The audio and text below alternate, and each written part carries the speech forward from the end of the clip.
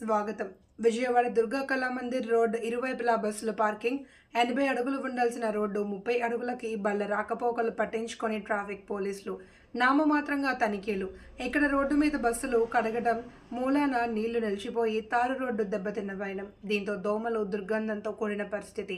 Press క్లబ్లో press నిత్యం అనేక ప్రజా సంఘాలు, రాజకీయ నాయకులతో ప్రెస్ మీట్లకు వచ్చేవాళ్ళు, బళ్ళు పార్కింగ్ కూడా లేని పరిస్థితి. ఈ విషయం అధికారులకు కూడా విదితమే. బస్సులో పార్కింగ్ చేయడం వల్ల మన అసాంఘిక కార్యకలాపాలకు కేంద్రంగా మారింది.